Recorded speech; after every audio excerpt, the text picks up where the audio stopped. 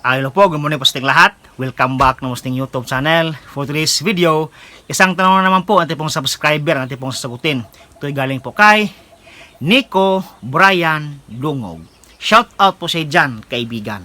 Ang kanya pong tanong ay, bakit daw po kailangan kapunin yung mga biik? Kapag kayo po ay mahilig po sa paglaga ng mga baboy o kahit anong hayop, pangkabuhayang pagkikultura, mag-subscribe lang kayo sa aking YouTube channel.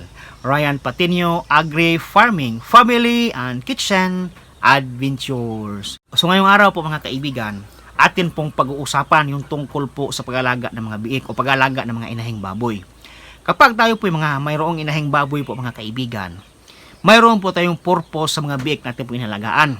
Kung sila ba ating i-dispose na breeder o i-dispose po natin na fattener. Diyan na po ang dalawang opsyon kung bakit po tayo nag-aalaga ng inahing baboy.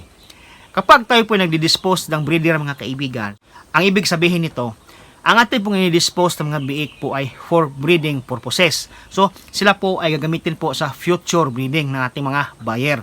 So, kapag breeder purposes po ating mga biik na nilagaan, ito po ay hindi na po natin kailangan pang kapunin.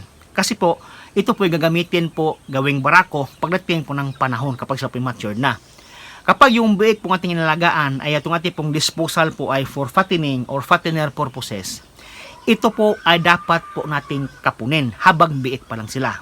Kasi po, pagdating po ng maturity stage o maturity age sila, kapag itong mga biik na to hindi po natin kinapon po mga kaibigan, ito po ay magkakaroon ng epekto po doon sa lasa at amoy ng karne po nila. Yung karne po lang mga kaibigan, yung amoy po ay mapanghi.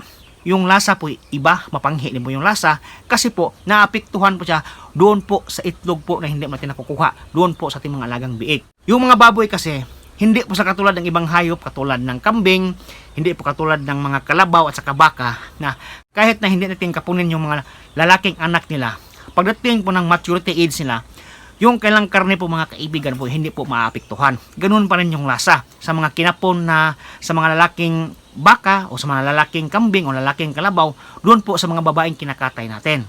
Sa baboy kasi, kapag hindi po natin kinapon yung mga lalaking biik, mag-iiba po yung lasa ng karne nila, lalo kapag fattening po nating inaalagaan.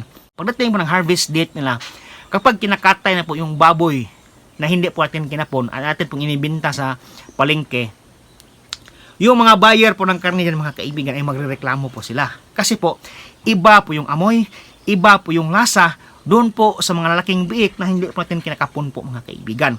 Kaya po, habang bata pa yung mga biik natin, sila po natin kinakapon nang sa ganon, pagdating po ng araw na sila po kinakatay ng mga kaibigan, hindi po maapektuhan yung kailang karne doon sa lasa at amoy para po hindi po magrereklamo yung mga buyer po natin po mga kaibigan. So yan po ating vlog ngayon at maraming salamat po sa inyong panonood. Happy farming po mga kaibigan. See you next time. Bye-bye.